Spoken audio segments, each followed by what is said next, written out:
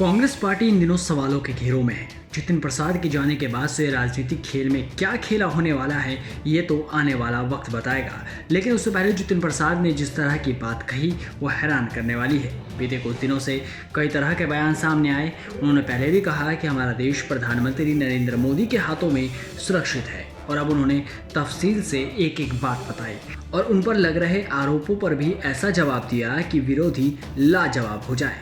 उन्होंने Indian express को दिए इंटरव्यू में कहा, कांग्रेस पार्टी को छोड़ने का फैसला अचानक नहीं लिया गया है। मैंने एक लंबे समय तक विचार करने के बाद ही ये फैसला लिया है।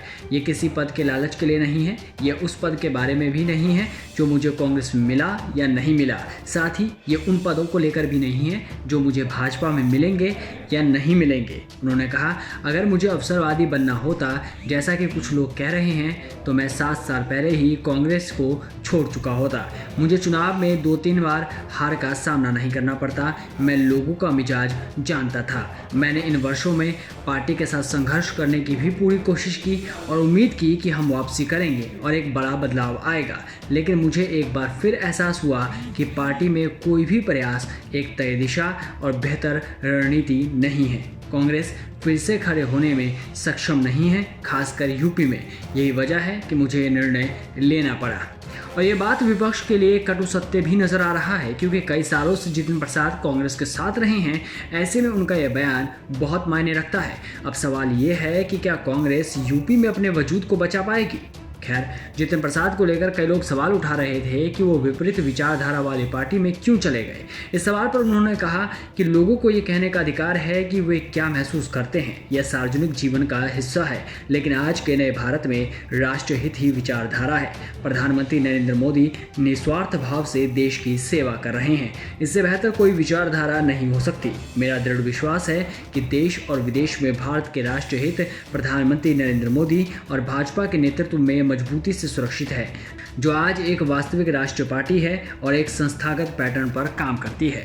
उन्होंने आरोप लगाते हुए कहा कि जो लोग उनकी विचारधारा पर सवाल उठाते हैं उन्हें पहले उस विचारधारा को देखना चाहिए जहां कांग्रेस पार्टी आज शिवसेना के साथ सरकार में है। सिर्फ यही नहीं, उन्होंने आगे कहा कि जो लोग उनके बीजेपी में आने पर सवाल उठा रहे हैं उन्हें उस विचारधारा के बारे में भी बात करनी चाहिए जहाँ एक तरफ केरल में वामपंथी दलों के विरोध में वही पार्टी होती है जो ठीक उसी समय बंगाल में वामपंथियों के साथ गठबंधन में होती है।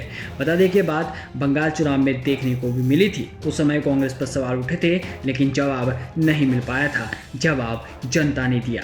खैर, उन्होंने आगे कहा कि लोगों को इस विचारधारा के बारे में बात करनी होगी जहां एक संदिग्ध साख वाले मौलवी के साथ गठबंधन किया जाता है और असम में भी ऐसा ही होता है।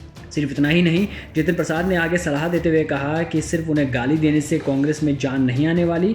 उनके अनुसार जो कोई भी उनके वैचारिक परिवर्तन पर सवाल उठा रहा है, लिख रहा है, बात कर रहा है और ज्ञान दे रहा है, उन्हें पहले आत्मनिरीक्षण करना चाहिए और जवाब देना चाहिए कि तब वे कहाँ थे और क्या कर रहे थे जब कांग्रेस पार्टी अपने मूल विचारधारा से भटक रही थी। जाहिर है कि जितिन प्रसाद की एक एक बात पहले से ही बाजार में चल रही थी और अब सबके सामने ये बातें खुलकर आ चुकी है। तो देखना होगा कि कांग्रेस यूपी चुनाव से पहले क्या करने वाली है।